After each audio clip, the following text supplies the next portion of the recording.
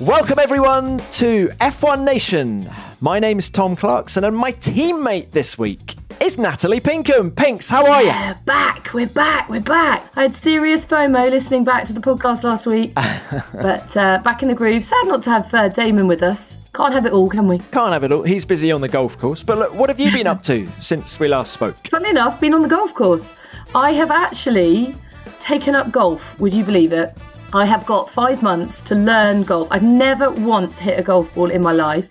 And me and 3 other girls, Fleur East from X Factor, Helen Skelton from BBC Country File and other shows, and Bella Shah from Sky Sports News are taking up golf. And we play each other in August. The winner then wins a place in the BMW PGA Pro-Am in September. That is amazing. But you know about golf. Well, you're learning about golf. It is the most frustrating sport in the world. I am massively frustrated, and I'm definitely going to get fined for swearing, because the first time I went out last week, I was cursing every hole. I mean, honestly, I don't know why anyone would see this as an enjoyable hobby. But my goodness, we really did miss you last week, because we had Pedro de la Rosa on the show. Oh, what a lovely guy. And I loved the fact that you were unpicking the Mercedes versus Red Bull rivalry. I'd love, with your permission, to take that debate on to another great rivalry that we've enjoyed through the decades, Ferrari versus McLaren, which you'd have to say,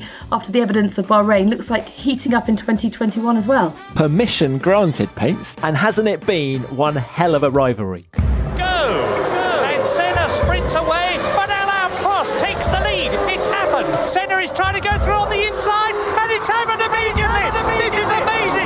Yes, and that makes Ayrton Senna world champion this year. Michael's having to defend, but the back marker's in the way. Can he do it? Yes, he's done it. A brilliant move there. Either side of Zonta, and Hakkinen brilliantly takes the lead of the Belgian Grand Prix. Massa comes through to claim his 6th victory of the season. He has done everything he needed to do. Is that Glock? The Ferrari boys are celebrating. They both think they won, but Ferrari are wrong. They're absolutely wrong. Hamilton's finished 5th. Lewis Hamilton is the world champion. Unbelievable. It was close in Bahrain, wasn't it? I mean, what was it? Leclerc qualified quicker than McLaren's by 0.3, but then McLaren finished ahead in the race. And it's the second race within the race, isn't it? And that's what we want to see as fans of the sport. We want to see the whole grid fighting tooth and nail for every point, every podium, and obviously every win. Obviously we have only got one race to go on, but it felt to me as if the midfield is now in 3 subsections. So we've got McLaren versus Ferrari, and then perhaps you could tuck AlphaTauri into that based on pace alone. And then a bit further back, Aston Martin versus Alpine, and then Alfa Romeo versus Haas versus Williams. What do you think? Yeah, I think you're bang on with all of that.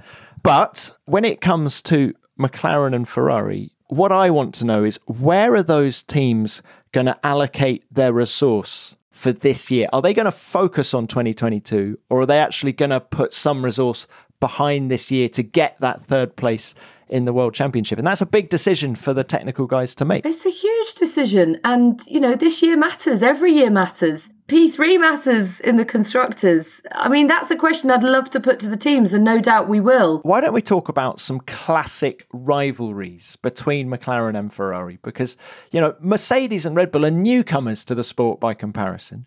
And when I was just flicking through my Grand Prix guide, which has every race in Formula One since 1950, I think there are 2 seasons that really stand out for me. One is 1976. James Hunt, Niki Lauda.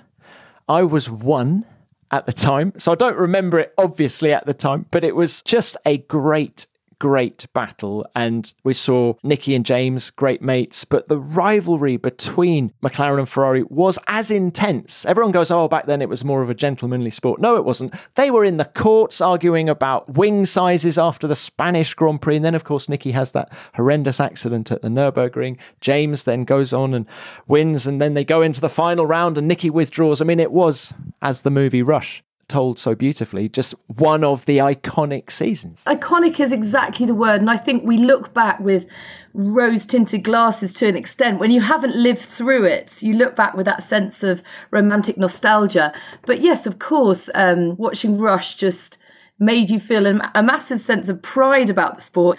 But for me, I bring it right the way forward to 2008. I wasn't yet working in Formula One, but was a fan.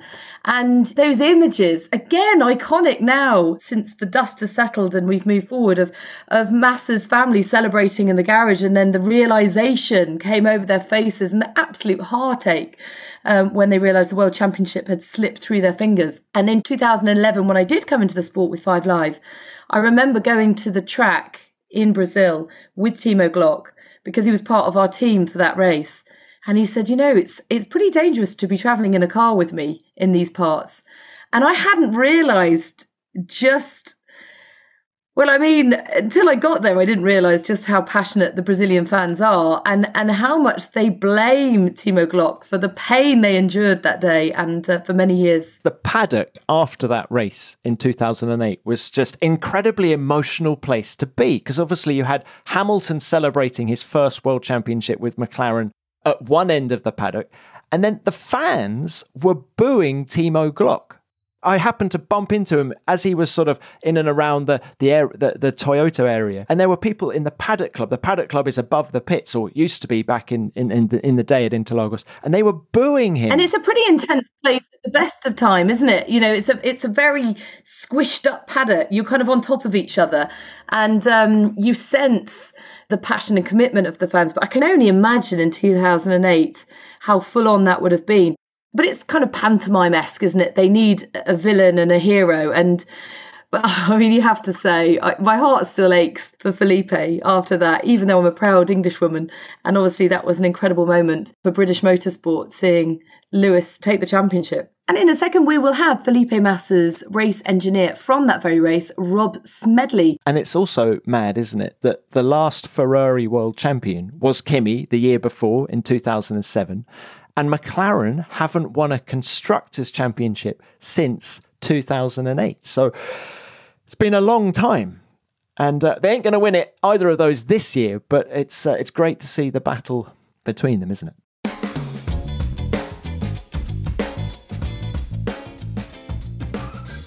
I'm delighted to introduce onto the show a big friend of the show and hugely popular man in the Formula One paddock. He's really very clever as well. He's got the very grand title of Director of Data Systems for Formula One. It's Mr. Rob Smedley. Hello, guys. Thank you for having me. Very posh title indeed, Natalie, isn't it? It is, isn't it? I mean, you're very, very, very clever, doesn't it? Can we introduce you perhaps more simply as our Middlesbrough correspondent? Yeah. The Borough Mastiff, yeah. We were chatting before you came on about the battle between McLaren and Ferrari through the years.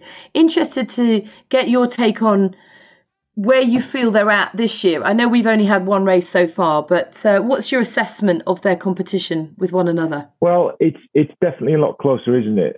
Ferrari have made some, I would deem it, steps forward with the engine, with the power unit from what we can see. It's not a huge step, but there are no huge steps in Formula One, I guess. Definitely the car looks a little bit better to drive. Almost certainly the car is easier to drive and the drivers can get more performance out of it. We saw Charles qualified very well, and they're pretty much on the, you've got to be clear about it as well. They're on the trajectory that they were on for the latter half of last year. They started 2020 in a really bad way. The first few races, if anything, they went a little bit backwards compared to the rest of the field, but then they kind of got their act together.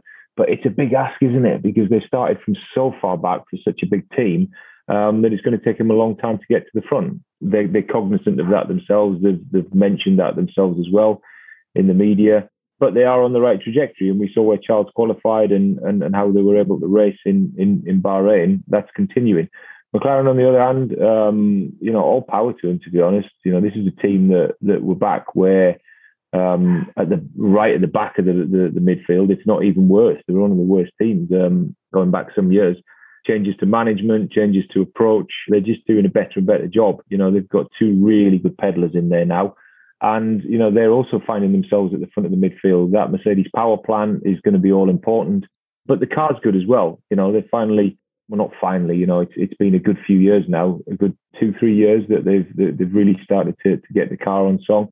Got rid of a load of drag. I think it was obvious to a blind man in a dark alley that they had too much drag for a long, long time. And it seemed to be that all they ever talked about was the engine. They're not doing that anymore now. They're very, very focused on the car. They've got the best engine, or if it might not be as the advantage that it had before, but it's certainly a great power unit. And they're doing a really good job. I think they've been doing a really great job as a team since back into 2018. So we're going to see a good battle with them again, aren't we? It's going to be like the old days, the 90s, back to the 90s. Well, I wasn't born, but Tom, you'll remember. Oh yeah, exactly. But Rob, how representative is Bahrain? As Pink says, we've only had one race. So, if you're quick in Bahrain, are you going to be quick at Imola, for example, next weekend? Well, certainly if you take Imola, and I'll get all the engineering will come out now, Imola has a much higher downforce sensitivity. So, so cars that have a lot of downforce will be rewarded in Imola. Efficient cars are rewarded in tracks like Bahrain. But, Bahrain is a difficult track, and definitely you need a good aerodynamic package there. If anything, because of the high winds. So when you get all of these crosswinds coming across the car, or what we call in aerodynamic terms when the car's in yaw, it's a difficult track to drive, and you need a good, stable aerodynamic platform. And you could see that both cars were really, really good in the race, especially McLaren. So I think that if the car's good in Bahrain, it'll be pretty much good everywhere else. It's interesting though, isn't it? Because with Bahrain, we had the race at the end of last season. We had testing there.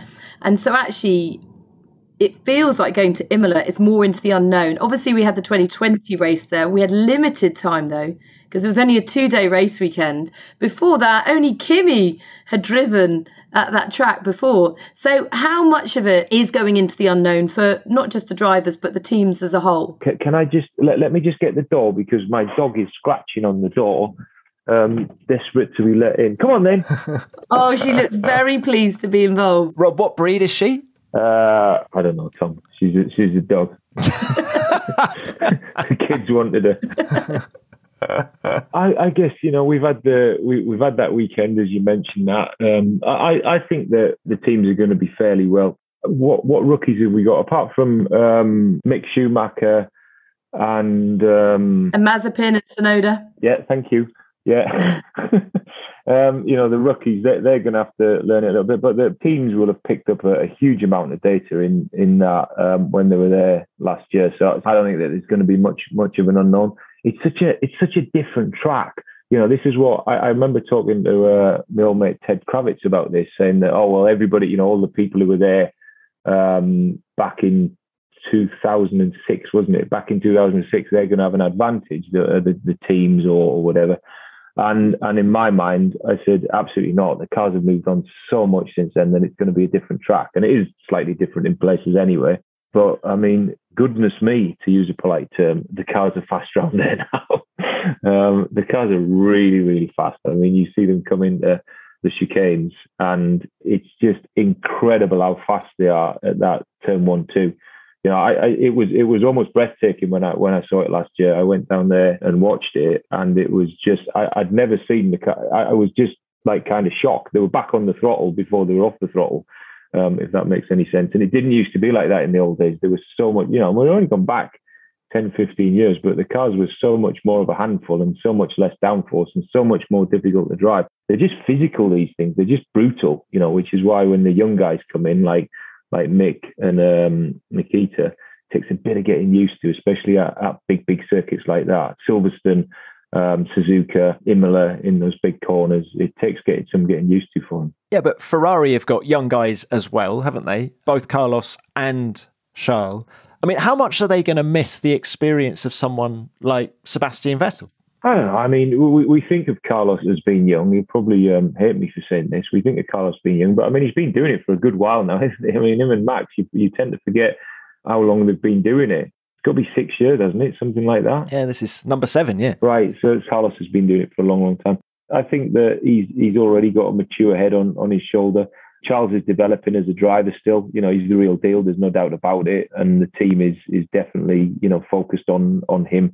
But I think when you've got a half-decent car and good pedalers, with a few years of experience under the belt, they're going to be fine. You're not really reliant on those tens of years of experience. Tom and I had a bit of a disagreement, if you will, about Carlos Sainz. I know. We've only just started working together. But it was about Carlos Sainz's approach. And I thought that it was mature and sensible to be tentative in the early stages of his Ferrari career, because he admitted to sort of not taking it easy, but not going all out. And Tom was disappointed with this. What's your take on that? Because he's trying to bed in with the new team. And he doesn't want to make any mistakes. And I guess the theory is that when you're in a new team and so desperate to prove yourself, you are often guilty of overdriving the car. Yes. Yeah. And I think that in that situation, for Ferrari is like, and everybody says this, but it's true, I can tell you, the Ferrari pressure cooker is like no other pressure cooker. They put another couple of bar in there.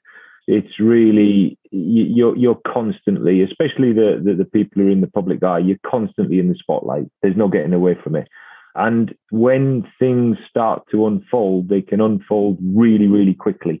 And I think the worst thing that Carlos could have done, and I can tell you this from personal experience of working with Felipe Massa, the worst thing that you could do is kind of come in and, make a big, bold statement that you're going to send Charles off into the weeds and you're going to get number one status or whatever it is that I'm sure, he eventually wants, or they'll both eventually want that.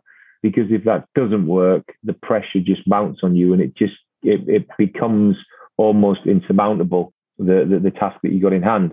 And if we go back, and this is, I'm going to give you a bit of ancient history now, but I think it's relevant.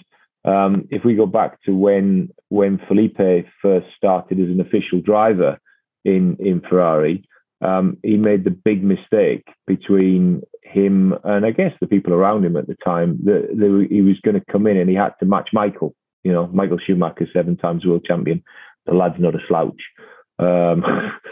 So Felipe kind of walked into it, and he was, in his mind, he was going to match him and he was going to beat him and all the rest of it. And it just started to unfold. From minute one, it really started to unfold. And it wasn't until Rob Smedley arrived and started engineering his car. Well, you said it, Tom. No. It wasn't until we put the right team around him, who kind of, got his feet back on the ground and said, you're not going to beat Michael, so forget about that. You eventually will be able to do it, but it's going to take you a long time.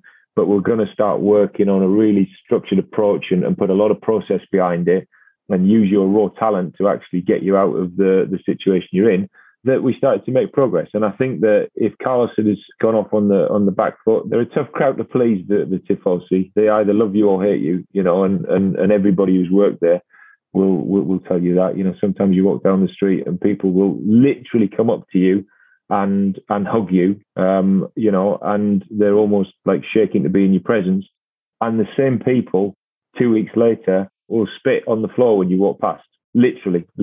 I do. I've never seen anyone spit at Rob, but I do remember turning up at Monza at the same time and walking through and thinking, this is amazing. You're like some kind of demigod there. It was like the sea parted, they're all chanting your name, and you were like just waving at your fans. I was like, this is bonkers, Rob. It is incredible, isn't it? But anyway, I think that was Rob's very roundabout way of saying that he agrees with me, TC, and not you. Well, I'm going to add one thing that Pedro de la Rosa said on the show. And Rob, I'd like to know your thoughts on this. And that he said where Carlos went wrong was admitting before the race that he was going to be conservative, because the likes of Fernando Alonso near him on the grid will have just been rubbing their hands with glee saying, okay, well, I've got him into turn one. Here we go. Yeah, I would tend to agree with Pedro there. I don't think you should ever show your weaknesses. I mean, Carlos probably should have kept, his powder dry on that one. I think that was, perhaps something that he didn't want to advertise to his fellow adversaries. Rob, just out of interest, you've talked a lot about the pressures of being at Ferrari. Is it any different today than when you were there? Not just in terms of pressures, but do you feel that the mindset's changed? Do you feel like the blame culture has perhaps diminished somewhat? Yeah, I don't really know, to be honest. It's very difficult to understand, what's going on the inside of a team until you're properly on the inside of it. I think that, if I can be, kind to them, they've done a really good job in the last 12 months to get themselves back in the right direction. It's very, very easy for the whole thing to unravel really quickly there. And I've seen it happen, before my eyes. And, remaining calm, keeping the key people in place, making tweaks to the organisation, but not putting a nuclear bomb underneath it. They're all of the things that Ferrari need to do. And I just hope that they continue, the very senior management, I'm talking about the people above Mattia, continue to have patience and continue to at least see the bits of progress that are being made. Because the worst thing they can do right now is to put another, put a bomb under it and have to start again. It will just be, it'll make that road to recovery even longer. Now, Rob, one last thing before we go. Pinks and I were talking about this earlier. When you're in a really close battle with another team, how intense does that rivalry get? Does it even stray into the realms of animosity? It has done in the past, and it really is like all culture. Culture's set from the top down, isn't it? When you've got a team principal which is very respectful, perhaps intelligent with his public thoughts, his or her public thoughts, hopefully soon, then the rest of the organisation tends to be like that. When you've got, let's say, a senior leadership which is perhaps brings about a little bit more animosity into the fight, some of the organisation can follow that as well, and that can be, a little bit more the culture. I think that Formula One, the majority of the time that I've been involved in really close battles and really, for championships or even less, I think that most of the time it stays really professional, because people in Formula One, they're hopefully at the pinnacle of what they do. They should be the best. And of course, we're all ridiculously competitive. You've never met a more competitive bunch of people anywhere ever. I mean, you guys know that. We're all ridiculously competitive, and everybody's got a massive ego. But you've got to kind of keep it on an even keel, and you should never let animosity come into it off the track. Battle hard on the track, battle hard back in the factory, do everything that you can to win fairly, but also do it. I think you've got to do it in a way that, there's not that silly animosity and unprofessional and all of the terrible politics that come into it. If you just let the technology and the drivers do their job and they're talking on the track, then I think that things, usually remain on a much better footing. Respect, I suppose, is the key, isn't it? Respect. And knowing that everyone is human and everyone is just working hard for the best result. Yeah, of course. And I've always tried to instill that, in whatever team I've worked in and whatever group that I've been leading at the time. It's always about having respect. It's about doing absolutely everything that you can to beat your competitor, and you live and breathe it. It's a vocation. This job is definitely a vocation, and you absolutely live and breathe trying to beat them and pummel them into the ground on the track. But off track, and you should be able to go and have a beer in the airport and just be respectful, I think, and even friendly. I've got lots of mates who we would, have a good old ding dong on a Sunday afternoon, and then you go and have a beer on a Tuesday night with them. Well, Rob, thank you for that insight. Fantastic. Who's going to win at Imola? One word. Say Red Bull. Great to speak to you, Rob. Many thanks for your time. All right, thanks, guys. See you soon. See you in Imola. Bye-bye. Bye.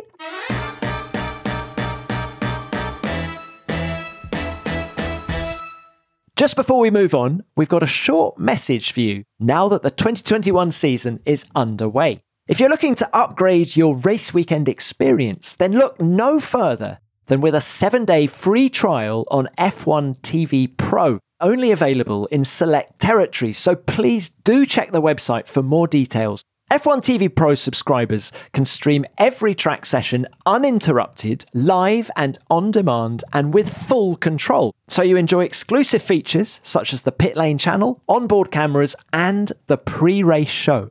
The additional critical insight, multi-camera angles, and in-depth analysis of every session means it really is the best view for fans. This year we've made a few upgrades under the bonnet, so you'll now be able to cast from web to your large screen with both Chromecast and AirPlay and experience even faster speeds. And the extra features on F1 TV Access will make it feel like you've got your very own pit wall with live trackside data, allowing you to compare driver lap times. So get ready to enjoy an amazing 2021 season. Right, on with the show.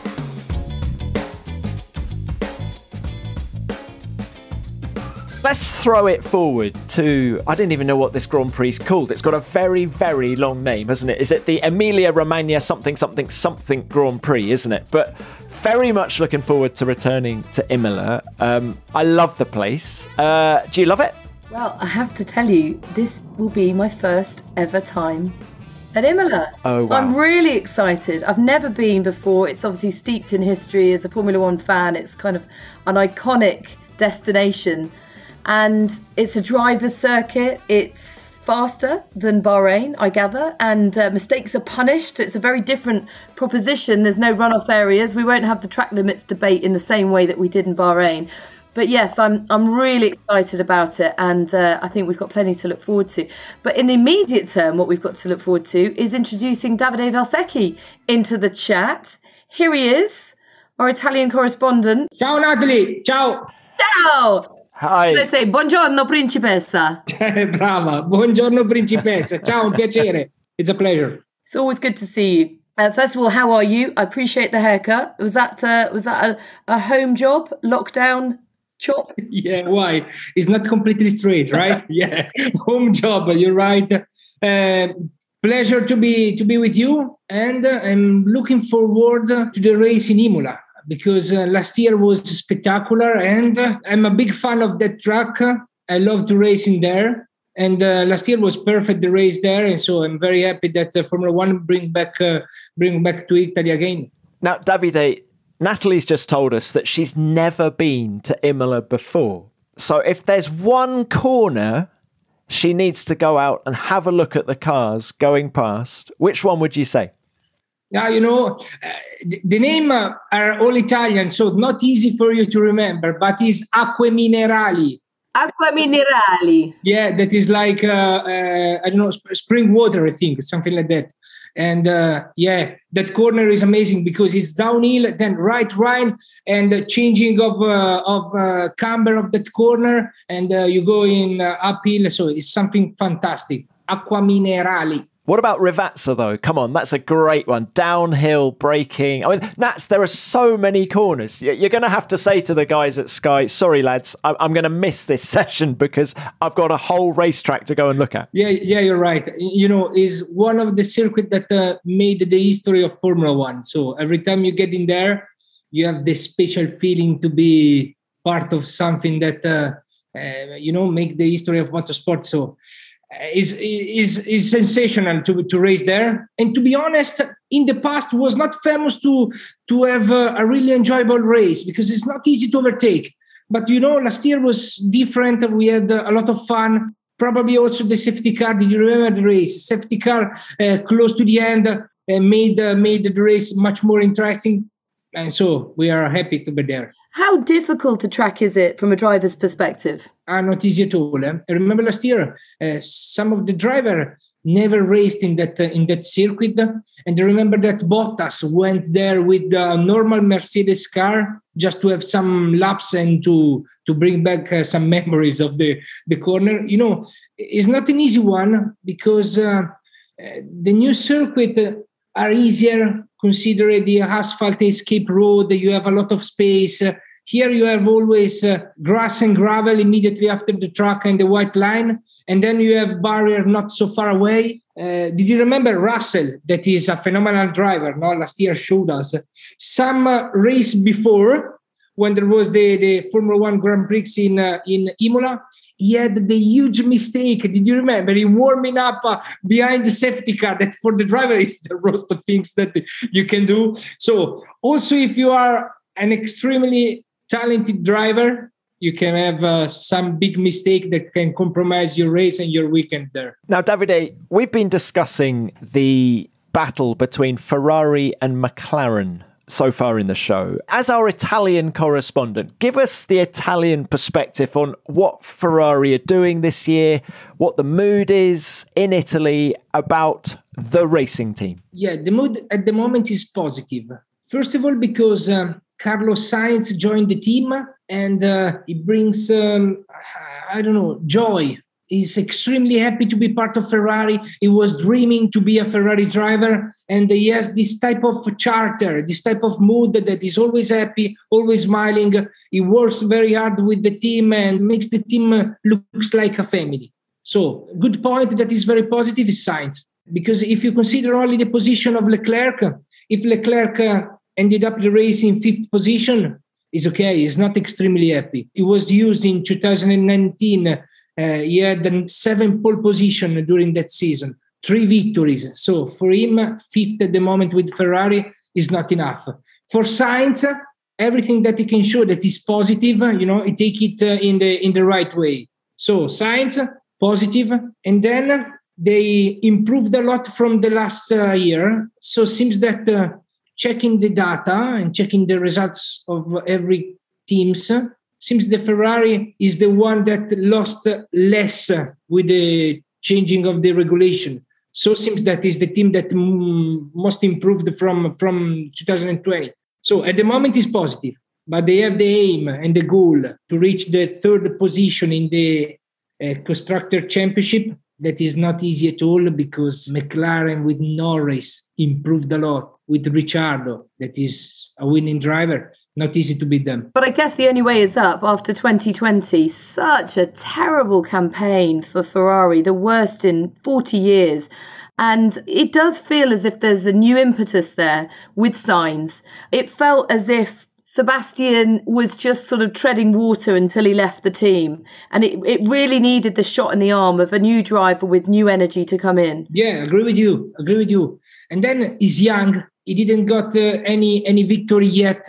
So being in the top 5 with the Ferrari for him is positive. It's big different, a big change from the feeling of Sebastian Vettel. Vettel, every time he was 7th, he was disappointed. He was 14th, he was disappointed. I mean, in the last few months, he lost his feeling, his attitude in Ferrari. And it seems that he was not working out very well with the team. So for sure, Sainz is a change that went in the right direction and is going in the right direction.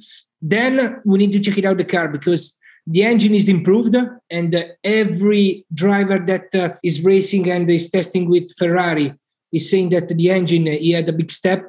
About the chassis and the setup of the car, I don't know, and the aerodynamics, there's still a lot of job to do because I think that the race pace in the weekend, the race pace is the weak point. I mean, he was 4th, Leclerc in quali, and then in the race, he was struggling to end it up 6th. And consider Perez. Perez was last just after the first lap. So he recovered to him like 40 seconds. I mean, that is still the weakest point for Ferrari, and they need to work harder to be strong enough to take the top 3 position in the championship, I think. There's 2 really good Italian teams this year, aren't there? Because AlphaTauri in Bahrain looked really strong, didn't they? And, based just down the road in Faenza, it couldn't be more local for them. What can we expect from them? Yeah, I agree with you. Yuki Tsunoda! You can't steal him. He's mine. Yeah, and I don't know if you guys meet him because, he's so small also. He's so small. I mean, I'm small, but when you meet Tsunoda, you've been surprised about how small is it. But, the racing driver, we used to say, in the past, if you're small and you're tiny, you are a racing driver. Or you ride horse. So I think it's the perfect body for a racing driver. And they are delivering very well in AlphaTauri because, Tom, you said AlphaTauri, and they can say to you, 5th in quali, Pierre Gasly. Great race from Tsunoda. Gasly was unlucky in the first lap and he had the problem with the front wing. He lost the front wing and he destroyed his race. But Tsunoda, the recovery that he made from Alpha race to the end was amazing. So I think that in Imola, already last year, AlphaTauri was strong with... Gasly was Q4, qualified 4th. Yeah, and then in the race, also Kvyat was strong. So I agree with you, one of the best weekends for them. Very close to where they are based because they are in Faenza, so very close to Imola. I think they're going to be the surprise of the weekend from my point of view. And Tsunoda, it's so funny that for sure we have one eye on watching his race for this weekend. If he's big in Italy, can you imagine how popular Yuki Tsunoda is in Japan at the minute? Yeah, to be honest, I have a friend that is half Japan, half Italian. And he told me already after the first test, did you remember that was one of the stronger at the end of the last days of testing in Bahrain?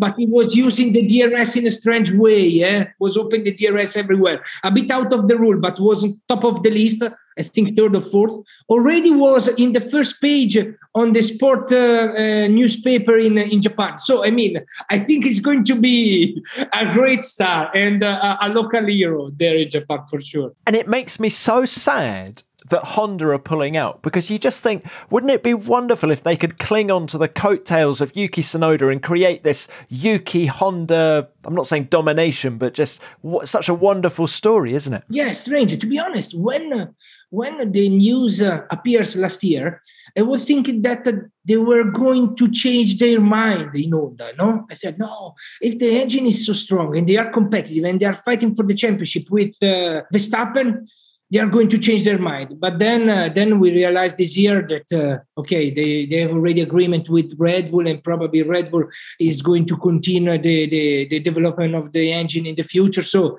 it's done. They are going to left the Formula One. And I'm sad. I'm disappointed for them, because now that they are strong, and probably is one of the best engine in Formula One, because this year he had the last step, I think, because last year they were competitive, but then they came in qualified time, and every time Mercedes was a step ahead. Now, this year seems that when we arrived in qualify, Verstappen, his Red Bull, and his Honda engine, they were unbeatable. So I think that they closed the gap. They are equal with Mercedes, and now that they are strong, they left Formula One. I don't know. I think that the plan and the management plan was not perfect, no, because now they are right, they lift. No. Yeah, but you know what? I think we should have huge respect for the fact they've thrown the kitchen sink at this one, and they fast-tracked the engine for this year. They want to go out on a high, and that's fantastic for the sport.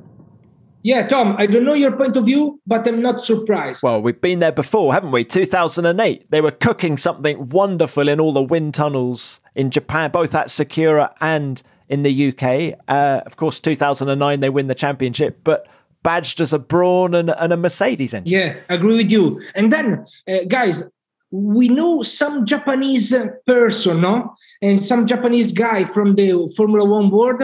We need to admit that they have a lot of honor. They have a lot of respect for the work. So I'm not surprised. I think if they have an aim and a goal until number 31 of December, I think they are going to push at the limit until the last minute of the day, because they are too proud to stop earlier, from my point of view. Couldn't agree more.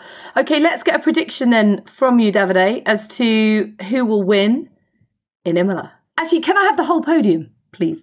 Not easy, but I think Verstappen is not going to lose another opportunity of winning and get the leading of the championship, because for them it's extremely important to be top of the grid and top of the list at the beginning of the season. So I think Verstappen for the victory and Red Bull. And then I guess second Bottas and third Hamilton. Not because I love Hamilton, and I admit that he's the best driver probably ever. But, I would like to see a big fight for the championship. So I'm personally push a little bit for the underdogs, because I would like to see a very hard and nasty fight for the championship in the last few races of the season. So I put Verstappen, Bottas, and Hamilton third. And Bottas was quick at Imola last year, wasn't he? Pole position, and then he had that debris on his car in the race, which slowed him down. Well, Nats, I'm going to throw in Pierre Gasly. I'm not quite sure which step he's going to be on, but I think Pierre Gasly's going to be on the podium.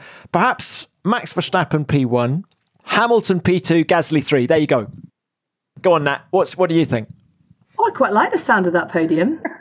Yeah, but I obviously can't totally agree with you, can I? Ricciardo inherited P3, didn't he? The third step of the podium last time out. I'm going to chuck a McLaren in there. So I'm going to say Lewis, Max, Lando. I mean, I don't know why. I just thought, no Ferraris, Davide. No Ferraris on the podium.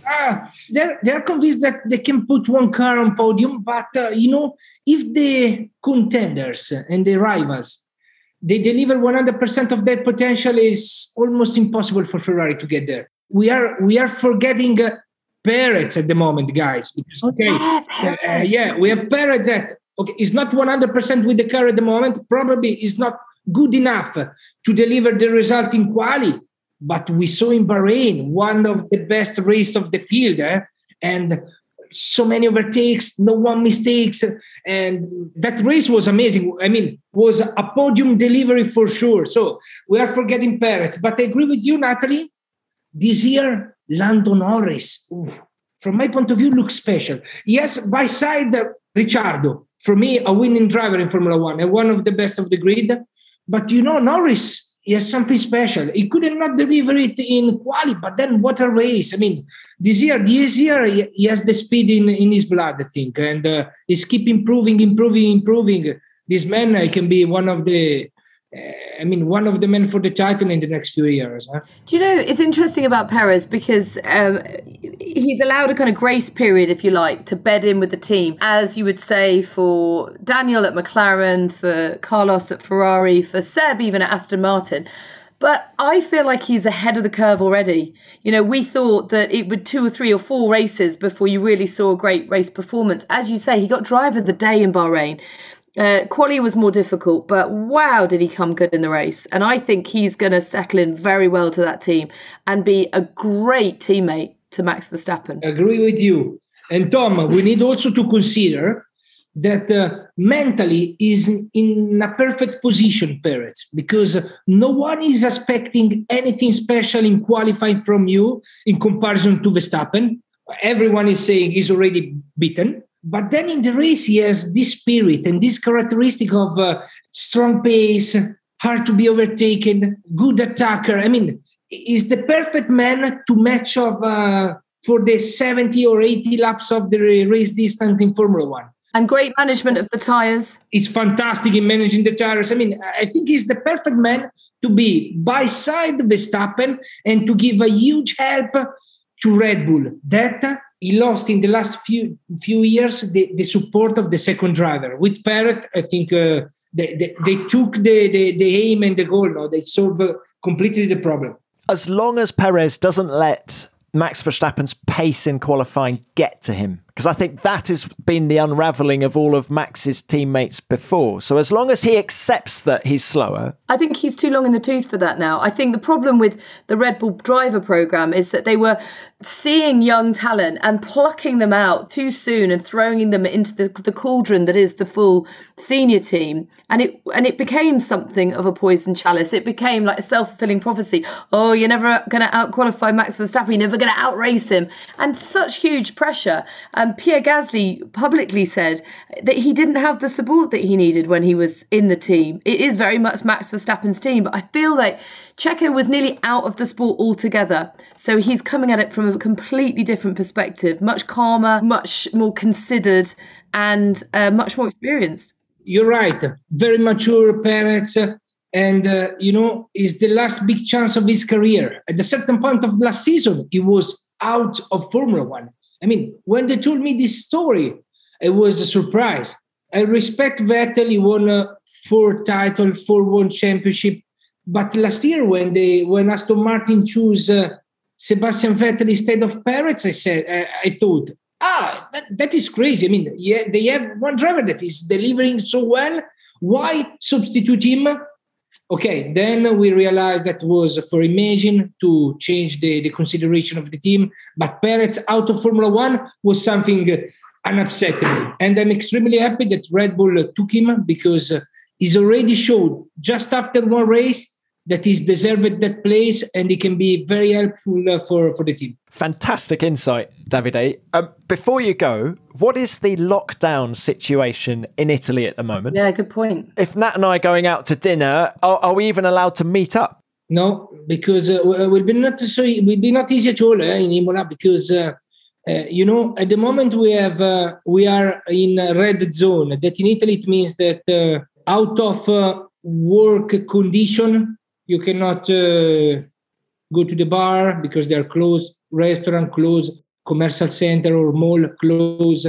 You cannot meet with friends if not they are not on your family. You're not selling this well. We're going to one of the most beautiful bits of Italy, and we're not allowed to leave the hotel. Is that what you're saying? Yeah, and then there will be no crown, no fence. So I don't know. Everything will be much more or less in terms of passion, but for sure not less in terms of spectacular of the racing. It's been so lovely to have you on this podcast. Thank you so much for your time. See you there. Thanks, Davide. Ciao. Ciao. Ciao. Ciao, ciao.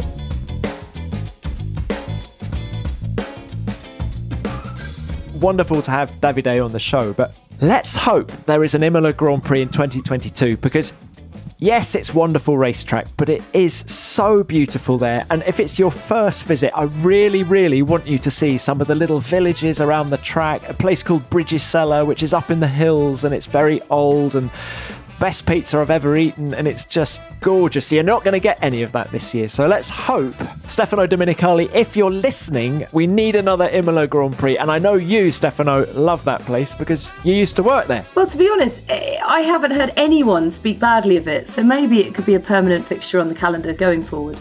Right, Tom, any other business? Well, it's been a busy week. Given that there's been no races, Formula One never stands still. And end of last week, news came through that Mercedes tech chief, James Allison, is going to step back. He's still going to be involved, but what is he now? I think his new role is chief technical officer, but Mike Elliott is going to step up into the technical directorship. And that, I think, is a massive bit of news for Mercedes, given particularly that we've got the regulation changes for 2022, and that's all in full swing at the factories. So a huge change there. James Allison is a wonderful talker and we love having him on the show and all those sorts of things, but he's a brilliant technical director and they will miss him, have to miss him. So what do you think that means in immediate terms for the team? Will we see an impact from that, or will, the handover file be so thorough that nothing will get missed? They've been there before. Paddy Lowe stepped down at the end of 2016 and they didn't miss a beat, really. Although, funnily enough, he stepped down at the end of 2016 and Ferrari were much closer to them in 2017. But I'm sure the handover file is both big and thorough. And I think, we had Andrew Shovlin on the show last week saying that Mercedes aren't going to outdevelop Red Bull this year. It's all about turning up at the racetrack and maximising what you've got. And that is down to the race engineers and the guys in the garage. So I don't think it'll have a massive impact on this year, but it might have a big impact on 2022. So if you're Red Bull and if you're Max Verstappen wondering, do I stay at Red Bull next year or do I do I go to Mercedes? I would have thought it might sway you. And this is no slight on Mikey Elliott. It's just purely the handover period. It might sway you to stay at Red Bull. Just one little point that's kind of segues in from that is I had a great chat with Ant Davidson yesterday, and I'm going to be in the comms box with him and Damon for FP1. Pinkside, is this going to be a regular thing? Because, of course, for people who don't remember, you were lead comms in Bahrain as well, FP1. Yes, so really excited to say that it'll either be myself or Rachel Brooks in FP1 for every race this season.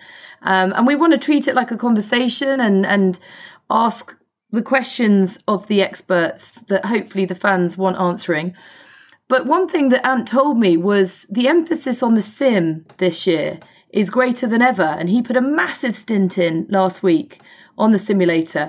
And it's really helped them, particularly between testing and the race in Bahrain. I thought it's fascinating. I've always been a massive fan of Ant's, but the value that he's able to bring to Mercedes on the simulator is greater now, arguably, than it's ever been. I thought that was really interesting and how much they relied on that and how much they were able to take a step forward between testing and Bahrain and why they therefore were as strong as they were when they hit the track for the first race of the season. Yeah, and backs up what Andrew Shovlin was saying about maximising what you've got. And with no testing in between races, over to you. And who else have they got, Mercedes? They've got an army of sim drivers, haven't they? I'm trying to think. Who is it? Esteban Gutierrez? Is he one of them? Gutierrez, yes, I believe so. But Ant is the main one for me. I mean, he put in something like 160 laps, I believe, last week, which was great. But he gets a real thrill from it. And I spoke to him at great length about this. He said, I actually prefer to be a sim driver than a race driver. Really? Yeah, I couldn't believe it either. But the value he feels he can bring and the feedback he can give the team is invaluable, and it's great both for him and the team. You got any other business? Yes, I guess the news that Nico Hülkenberg is confirmed as Aston Martin's reserve driver. No massive surprise there, but he comes with a wealth of experience and he's able to jump in, as we've seen, at short notice. So great news for both him and the team. It's good that he's still got one foot firmly in the Formula One camp. It would be great to see him back. There's no doubting his talent and a great addition and asset to Formula One. And he's funny. I hope it means he comes to races, because he's always fun to have a coffee with, isn't he? And just... Yeah. You can't do that in COVID times, Tom. Well, we can't. There are no coffees. No, that's a very good fun point. in Formula One. No, there is no. But we can have a Zoom coffee with him at the racetrack. Well, Tom, 3 long weeks between races, and we've got through a huge amount. I think we've just about covered everything. Yeah. And we'll all be back next week. That's me, Pinks, and Damon after the Emilia-Romagna Grand Prix. Don't forget that we will have our Ask Damon Hill section, so keep sending your questions in for the champ. Voice notes, please, and send them to askdamonhill@gmail.com. F1 Nation is produced by Formula One in association with Audioboom. Don't forget to follow F1 Nation on your favourite podcast app so you don't miss any of our new episodes. And big thanks to Rob Smedley and to Davide Valsecchi, our guests. Both absolutely brilliant. Okay, well, thank you for your company. We will see you at Imola. Ciao for now. See ya. Bye.